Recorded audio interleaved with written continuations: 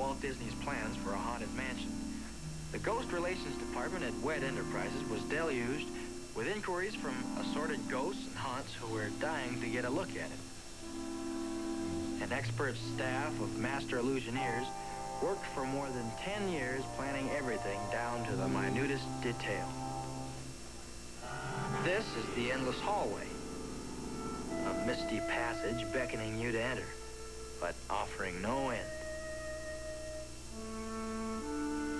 Of course, a model had to be made for the ghost's approval. Come along and follow us. Who knows? Someday you may want to live here yourself.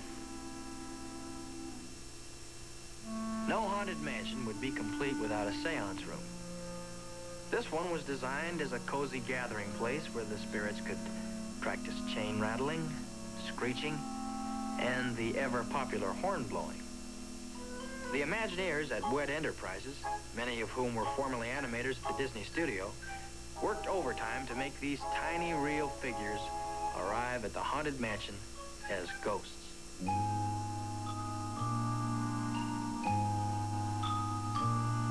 Seems to work well enough, doesn't it? Suitable sleeping quarters had to be prepared. You might call this a model apartment. As the ghosts began to arrive, individual problems began to pop up. A skeleton crew of technicians was kept busy full-time, attending to the peculiar needs of the future inhabitants. No stone was left unturned.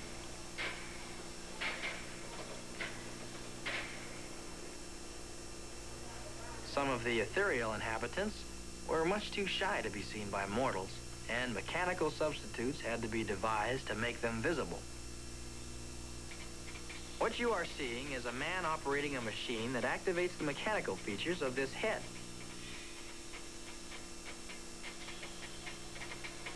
Or is it the other way around? Well, whatever it is, it seems to work.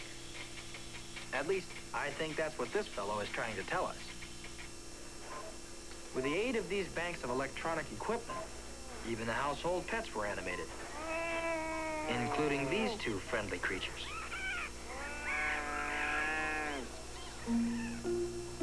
A system was developed by the people at Disney to control the movements of the ghostly inhabitants of the haunted mansion through the use of scalloped-edge discs. Roller cams followed the depressions and shoulders, producing realistic movements that helped to bring our spooky tenants to life, if you'll excuse the pun. This system was called audio animatronics, which combined three-dimensional animation and sound through the use of electronics. By stacking these discs, a number of functions could be controlled at the same time. As a matter of fact, every movement and sound of all the tenants of the haunted mansion is directed in this manner.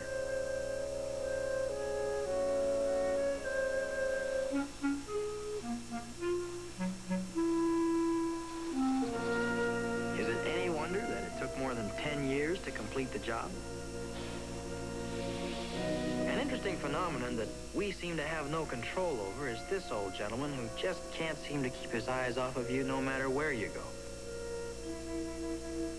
Probably the single most difficult problem faced by the illusionaires at WED was that posed by some of the more bashful boarders who refused to show their faces. Some of the busts even appeared to be unfinished. The head was there, but the face was missing. But you know how it is. At Disney's, there's always a couple of faces left lying around on the floor. As the moon climbs high over the dead oak tree, creepy creeps with eerie eyes, grim grinning ghosts come out to socialize. Finally, everyone was brought together. They all seemed to be in good order and capable of taking care of themselves. Although some needed a hand. Or the latest in haunting hairdos. Everything was finally ready. Musicians were recruited, a cast party was held, and some last-minute repairs were made. It was so exciting that this poor fellow lost his head. The Haunted Mansion was an idea of Walt Disney's. You see, he began to worry where ghosts were going to live after all the old houses were torn down to make room for freeways. He decided that if someone didn't give him a house to live in, why, they'd just disappear. So Mr. Disney built a Haunted Mansion. Oh, boy, but I'm sure glad it's not Halloween tonight. Well, how come, Donnie? Well, there'd be so many ghosts here, there wouldn't be any room for us. Oh, boy. Come on, the line's moving. Yeah.